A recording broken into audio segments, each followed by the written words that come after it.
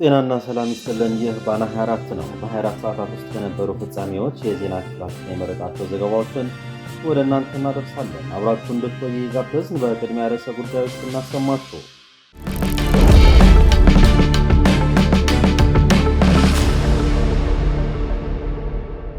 ደብረጽዮን ገብረ ሚካኤል ከኤርትራ ወንድሞቻችን ጋር በደም ተሳስረናል አሉ። በነገው ዕለት የሚከበረውን የግንቦት 20 በዓልን አስመልክቶ መልእክታቸው ያስተላለፉት ሊቀመንበሩ የኤርትራ ሕዝብ እንኳን አደረሳችሁ ሲሉ የብልጽግናን መንግስት ደግሞ ከሰዋል። የብልጽግና መንግስት ልክ የስልጣን ወንበሩ ሲረጋገጥ በራሱ ሕዝብ ላይ ቃታ መሳድ የጀመረ ቢሆንም የግንቦት 20 የድል በዓል ወንድም ወንድሙን የገደለበትን ታሪክ የሚያስታውስ በመሆኑ መከበር የለበትም ሲል ከካላንደር እንዲነሳ አድርጓል።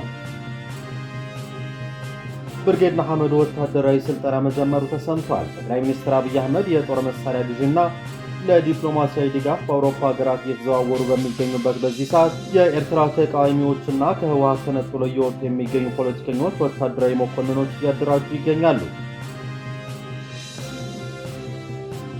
ማህበሩ የትግራይ ጦርነት እንዳይደገም ሲል አሳሰበ። ተመራማሪዎች፣ ጋዜጠኞች፣ አክቲቪስቶች የመረጃ መዛግብት ስብስብ የሆነው የዲኤአይአር ማህበር የአፍሪካ ህብረትና የተባበሩት መንግስታት ድርጅት ውጥረቱን ለማርገብ መተግበር ያልቻለው የፕሪቶሪያ ሰላም ስምምነት እንዲደግፉ ጠይቋል። 57 በመቶ የሚሆኑት የአፍሪካ ሀገራት ለከፍተኛ የዕዳ ችግር ተጋልጧል ተባለ። ኢትዮጵያ ከ62.5 ቢሊዮን ዶላር በላይ ዕዳ እንዳለባት የተገለጸ ሲሆን በዚሁ ሳምንትም መንግስት የእያንዳንዱ ዜጋ ዕዳ 75,000 ደርሷል ሲል አሳውቋል። በኢትዮጵያ በኮሌራ በሽታ ምክንያት 42 ሰዎች ሕይወታቸውን አጥተዋል።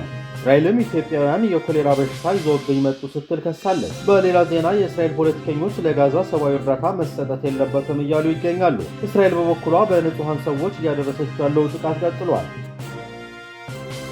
ባናን ሳብስክራይብ በማድረግ ቤተሰብ ይሆኑን። የደወል ምልክቷን በመጫንም አዳዲስ መረጃዎቻችን እንዲደርሷችሁ አድርጉ። አስተያየት በመጻፊያ ሳጥንም ሰኮንዶች መድበው የተሰማችሁን አጋሩን። ስለምትመርጡ እናመሰግናለን።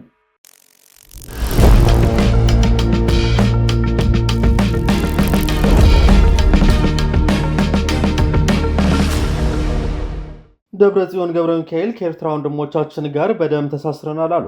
በነገው ዕለት የሚከበረውን የግንቦት 20 በዓልን አስመልክቶ መልእክታቸው ያስተላለፉት ሊቀመንበሩ የኤርትራ ሕዝብን እንኳን አደረሳችሁ ሲሉ የብልጽግናን መንግስት ደግሞ ከሰዋል። እንደ ድርጅት ህጋዊ፣ ታሪካዊና ሞራላዊ ግዴታዬን ለመወጣት ቃል እገባለሁ ያለው ህወሓት የግንቦት 20 በዓልን በማስመልከት መልእክቱን አስተላልፏል። በምርጫ ቦርድ ተሰርዟል የተባለው ህወሓት ግንቦት 20ን በተመለከተ ሰፋ ያለ መግለጫ ያወጣ ሲሆን በመግለጫው የኢትዮጵያ መንግስት የፕሪቶሪያን የሰላም ስምምነት ሙሉ በሙሉ ለመተግበር ምንም አይነት ፈቃደኝነት አይታይበትም ሲል በፌስቡክ ገጹ አስነብቧል። በድርጅቱ ሊቀመንበር ደብረጽዮን ገብረ ሚካኤል በተነበበው መግለጫ ደግሞ ግንቦት 20ን ከኤርትራውያን ወንድሞቻችን ጋር ሆነን እናከብረዋለን ብለዋል። የደርግን ስርዓት ከኤርትራ ጋር አብረን አቅማችንን አዋህደን ያፈረስነው ስለሆነ በደማችን የጋራ ታሪክ መጻፋችን ይታወሳል። በዚሁ አጋጣሚ ህወሓት ለኤርትራ ህዝብ እንኳን ለነጻነት በዓላችሁ አደረሳችሁ የሚል መልእክት ያስተላልፋል ሲሉ ተደምጧል። ህወሓት ከኤርትራ መንግስት ጋር ግንኙነት መጀመሩን በተለያዩ መንገዶች ቢገለጽም ይህንን የሚመለከት መረጃ ግን በሁለቱም በኩል ቁርጥ ያለ መልእክት አልተሰጠም። ሆኖም የህወሓት ከፍተኛ አመራሮች ከየትኛውም ሰላም ፈላጊ ኃይሎች ጋር እንነጋገራለን፣ ይህም ኤርትራንም ይጨምራል እያሉ ይገኛሉ። ህወሓት የብልጽግና መንግስት ጄኖሳይዳዊ ጥቃት አደረሰብን ሲል እየከሰሰ ሲሆን የኤርትራን መንግስት በተቃራኒው በዚህ ወንጀል ሲያነሳ አይሰማም። የሻዕቢያ ሰራዊት በብልጽግና አገዛዝ ግብዣ የትግራይን ድንበር ተሻግሮ የበርካታ ዓመታት ቂሙን በህዝብ ላይ ተወጥቷል። ይህም ተከትሎ ይቅርታ የመጠየቅ ወይም ጸጸት አይታይበትም። ኤርትራውያን 34ኛ የነጻነት በዓላቸውን ባለፈው ሳምንት መጨረሻ ሲያከብሩ ንግግር ያሰሙ የአገሪቱ ፕሬዝዳንት ኢሳያስ አፈወርቂም የብልጽግና አጋር ሆነው በጭንቅ ሰዓት የደረሰ ሰራዊታቸው እንደተከዳ በዚህ ቅር መሰኘታቸው ነው የተናገሩት። ሰራዊታቸው በትግራይ ስለፈጸመው ግፍና ወረራ ግን ምንም ሳይሉ አልፈዋል። ባለበት ሁኔታ ደብረጽዮን ገብረ ሚካኤል አጋራችን ሲሉ የአገሪቱን መንግስት ጠርተዋል። 50 ዓመታትን በትግል ጽናትና ድል በሚል መፎክር 34ኛ የድል በዓል ያከበረው ህወሓት የፕሪቶሪያ ስምምነት ሙሉ በሙሉ ባለመከበሩ የተወረሩ መሬቶቻችን በጠላቶች እጅ ይገኛሉ፣ የተፈናቀሉ ዜጎቻችን ለዓመታት በመጠለያ ውስጥ ሆነው በረሃብና በበሽታ እየተሰቃዩ ናቸው፣ ህዝባችን ለተፈጸመበት የጄኖሳይድ ጥቃት ፍትህ አላገኘም። ይህ ሁሉ ሆነ ግን የፓርቲያችንና የጊዜያዊ አስተዳደራችን የህዝባችን ትግል ስትራቴጂ አሁንም ሰላም ነው በማለት አስረድቷል።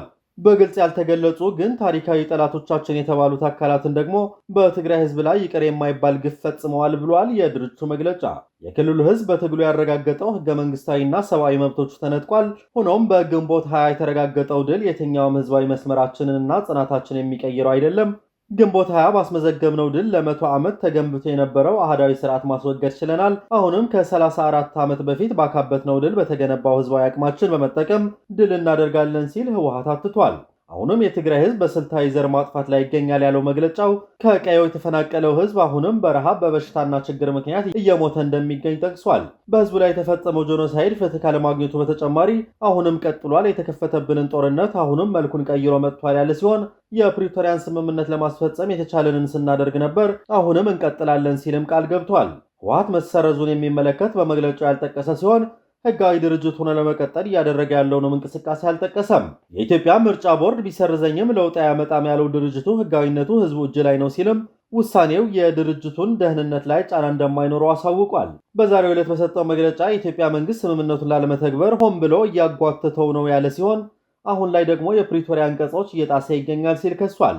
ዓለም አቀፍ አደራዳሪዎቹም የፕሪቶሪያ ስምምነት ሙሉ ለሙሉ ተፈጻሚ እንዲሆን ክትትል እንዲያደርጉ ሲል ጥሪ ያቀረበው ድርጅቱ አንድነታችንን ለመበታተን መለያ ምልክት የሆነው ታጋይነት ለመቀልበስ የሚደረጉ እንቅስቃሴዎች ልብ መባል አለባቸው፣ ወደማይቀረው ድልም እንድንራመድ ይገባል ሲል አሳስበዋል።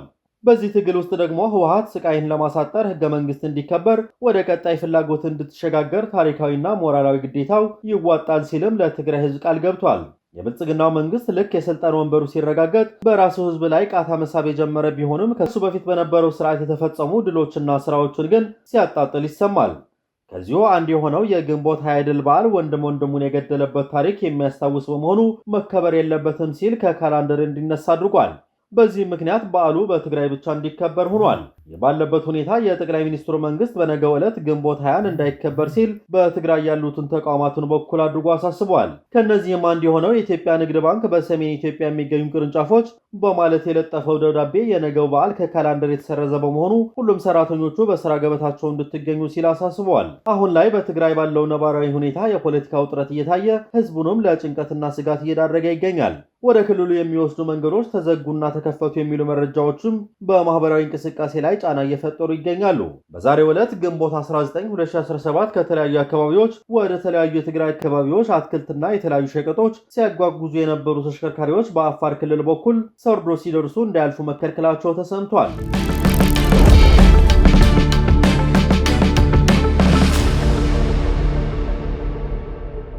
ብርጌድ ንሓመዱ ወታደራዊ ስልጠና መጀመሩ ተሰምቷል። የኤርትራው የተቃዋሚ እንቅስቃሴ ብርጌድ ንሓመዱ ከሰሞኑ በኢትዮጵያ ውስጥ ለሚገኙ አባላቶቹ ወታደራዊ ስልጠና መስጠት ጀምሯል ተብሏል። እንቅስቃሴውን የሚመሩት ግለሰቦች በአዲስ አበባ ጽሕፈት ቤት መክፈታቸው የተሰማው ከጥቂት ወራት በፊት ነበር። በኢትዮጵያ መንግስት እንደሚደገፍ የሚነገርለት ይህ ቡድን በየካቲት 2017 ዓ.ም በአዲስ አበባ የከፈተውን ቢሮ ለወታደራዊ ማዕከላዊ ጽሕፈት ቤትነት የመጠቀም ዕቅድ እንዳለው ባሳለፍነው ሚያዝያ ወር ገልጾ ነበር።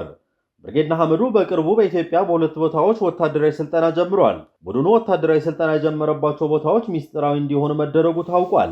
ጠቅላይ ሚኒስትር አብይ አህመድ የጦር መሳሪያ ግዢና ለዲፕሎማሲያዊ ድጋፍ በአውሮፓ ሀገራት እየተዘዋወሩ በሚገኙበት በዚህ ሰዓት የኤርትራ ተቃዋሚዎችና ከህወሓት ተነጥሎ እየወጡ የሚገኙ ፖለቲከኞች ወታደራዊ መኮንኖች እያደራጁ ይገኛሉ። በቅርቡም በአፋር ክልል የጠቅላይ ሚኒስትሩ የምስራቅ አፍሪካ ጉዳዮች አማካሪ ሚኒስትር ጌታቸው ረዳ ደጋፊ የሆኑት ጀነራል በአፋር ክልል ቲዲኤፍን ይመታል የተባለ ኃይል እያደራጁ ስለመሆኑ መዘገባችን ይታወሳል። ይህ በእንዲህ እያለ ሊበራል ፓርቲ ሆኖ ይመጣል የተባለው የጌታቸው ረዳ ፓርቲ የትግራይ ዲሞክራሲያዊ ስምረት በሚል ስያሜ በኢትዮጵያ ምርጫ ቦርድ እውቅና ማግኘቱን በዘገባችን አሰምተናል።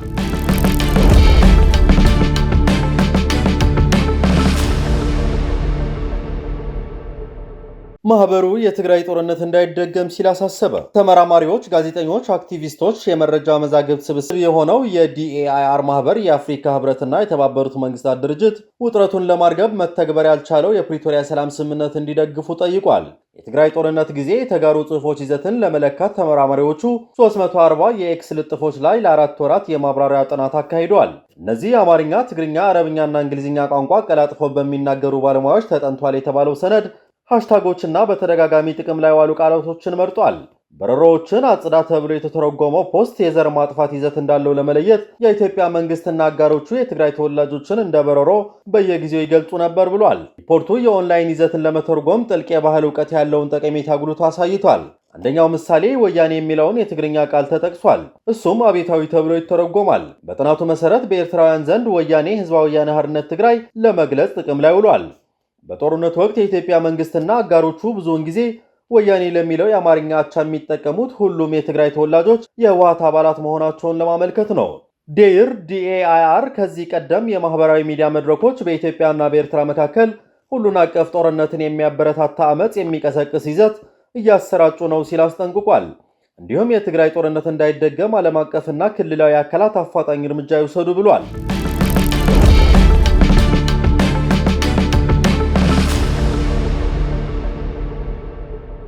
$57 በመቶ የሚሆኑት የአፍሪካ ሀገራት ለከፍተኛ የዕዳ ችግር ተጋልጧል ተባለ። ኢትዮጵያ ከ62.5 ቢሊዮን ዶላር በላይ ዕዳ እንዳለባት የተገለጸ ሲሆን በዚሁ ሳምንትም መንግስት የእያንዳንዱ ዜጋ ዕዳ 75,000 ደርሷል ሲል አሳውቋል። የአፍሪካ ኢንሹራንስ ድርጅት አሁን ላይ ይዞት በወጣው መረጃ እነዚሁ ታዳጊ ሀገራት በተያዘው ዓመት ብቻ ከ80 ቢሊዮን ዶላር በላይ የወጪ ዕዳ እንዲከፍሉ ይጠበቃል። በአፍሪካ የህዝብ ዕዳ ሁኔታ እጅግ አሳሳቢ ደረጃ ላይ መድረሱን ድርጅቱ አስታውቋል። እንደ ድርጅቱ መረጃ ከሆነ በሀገሪቱ ከሚገኙ ዝቅተኛ ገቢ ካላቸው ሀገራት መካከል 57 በመቶ የሚሆኑት በዕዳ ችግር ውስጥ ገብተዋል ወይም ከፍተኛ የዕዳ ስጋት ላይ ይገኛሉ። ይህንን አሃዝ የገለጹት የድርጅቱ ፕሬዝዳንት ወይዘሮ ፓቲ ማርቲን በአዲስ አበባ እየተካሄደ በሚገኘው 51ኛው የአፍሪካ ኢንሹራንስ ድርጅት ዓመታዊ ኮንፈረንስና ጠቅላላ ጉባኤ መድረክ ላይ ሲሆን በዚህ ንግግራቸው የዕዳው ጫና መጨመር ዋና ዋና መንስኤዎች ዓለም አቀፍ የገበያ መዋዠቅና የሸቀጦች ዋጋ መለዋወጥ መሆናቸውን ጠቁመዋል። ከ2023 ጀምሮ የአፍሪካ ሀገራት ለውጭ አበዳሪዎች በድምሩ 685.5 ቢሊዮን ዶላር ዕዳ አለባቸው ተብሎ ይገመታል።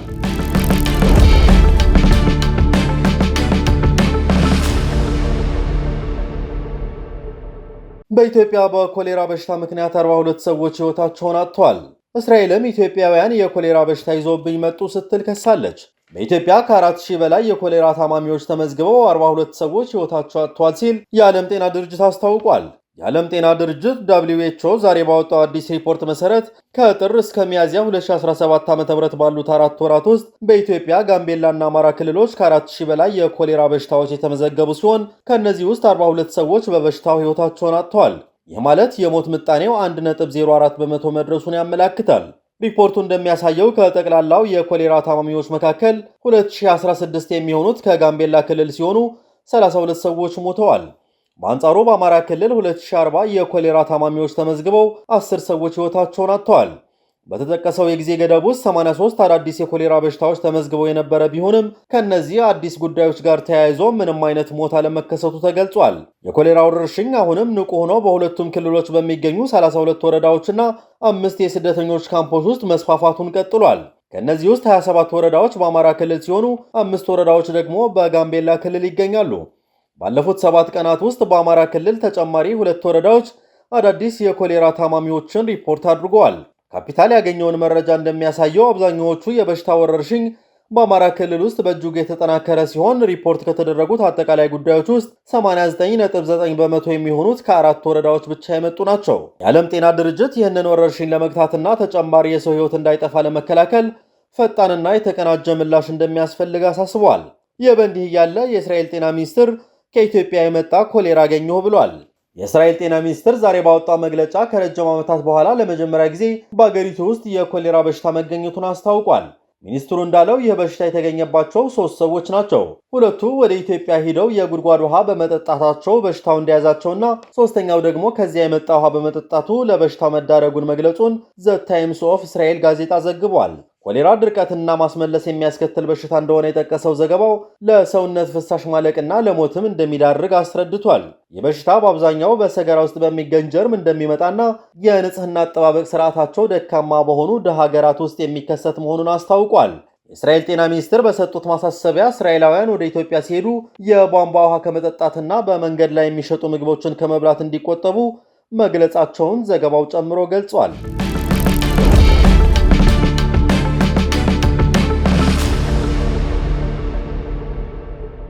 በሌላ ዜና የእስራኤል ፖለቲከኞች ለጋዛ ሰብአዊ እርዳታ መሰጠት የለበትም እያሉ ይገኛሉ። የእስራኤል የቀኝ አክራሪ ብሔራዊ ደህንነት ሚኒስትር ኢታማርን ቤንጊቨር በምስራቅ ኢየሩሳሌም ላይ በተካሄደው አወዛጋቢ የኢየሩሳሌም ቀን ሰልፍ ላይ ለተሳተፈው ሕዝብ ንግግር አድርገዋል። ቤንጊቨር በጋዛ ሰርጥ ላይ ስላለው ጦርነት ሲናገሩ ይህ ድል ወደፊት የበለጠ መወሰድ አለበት፣ ወደ ጋዛ ገብተን እናሸንፋለን ማለታቸውን ዘ ታይምስ ኦፍ እስራኤል ዘግቧል። ቤንጊቨር እስራኤል ወደ ጋዛ ሰርጥ በሚገቡ ምግቦች ላይ አጠቃላይ እገዳዋን ለማንሳት የምታደርገው ጥረት ያላቸውን ተቃውሞ ገልጸዋል። አክለውም ውድ ጠቅላይ ሚኒስትር ሰብአዊ እርዳታ ልንሰጣቸው አይገባም፣ ነዳጅ ልንሰጣቸው አይገባም፣ ጠላቶቻችን የሚገባቸው ጥይት ጭንቅላት ላይ መተኮስ ብቻ ነው ብለዋል። እስራኤል በበኩሏ በንጹሐን ሰዎች እያደረሰችው ያለው ጥቃት ቀጥሏል። በጋዛ በፈጸመችው የአየር ጥቃትም በትምህርት ቤት ህንፃ ውስጥ ተጠልለው የነበሩ ቢያንስ 54 ፍልስጤማውያን ተገድለዋል። በጋዛ የሚገኘው ፋሃም አልጃርጋዊ ትምህርት ቤት በመቶዎች የሚቆጠሩ ከቤት ለሃያ የተፈናቀሉ ሰዎች ተጠልለውበታል። እስራኤል ደግሞ በአካባቢው ከፍተኛ ድብደባ ፈጽማለች። ከተገደሉት 54 ሰዎች መካከል ትምህርት ቤት ውስጥ ተጠልለው የነበሩ ቢያንስ 35 ሰዎች እንደሚገኙበትና የተቀሩት በአካባቢው ተጠልለው እንደነበር ተገልጿል። ሐማስ የሚመራው የጋዛ መከላከያ እንዳለው ሁለት መጠለያ የነበሩ ክፍሎች በእሳት ከጋዩ በኋላ የህፃናትን ጨምሮ ብዙ አስክሬኖች በቦታው ታይተዋል። የእስራኤል መከላከያ ሚኒስትር የሐማስና ኢስላሚክ ጂሃድ መቆጣጠሪያ ኢላማ ማድረጉን አስታውቋል። አካባቢው አሸባሪው ጥቃት ለማቀነባበር የሚጠቀምበት ነው፣ የጋዛን ህዝብ እንደ ከለላ እየተጠቀመ ነው ሲልም ገልጿል። ህፃናትን ጨምሮ ብዙ ሰዎች በእሳት ተቃጥሎ የሚያሳዩ አሰቃቂ ቪዲዮዎች ወጥተዋል። በህይወት የተረፉ ሰዎች ከፍተኛ ጉዳት እንደደረሰባቸው ይታያል። በሰሜን ጋዛ የአምቡላንስ አገልግሎት ሰጪ ኃላፊ ፋሪስ አፋና እንዳለው በቦታው ሲደርስ መማሪያ ክፍሎች ጋይተዋል። የሐማስ ፖሊስ ዋና መርማሪ ሞሐመድ አልካሺብ ከባለቤቱና ልጆቹ ጋር ተገድሏል።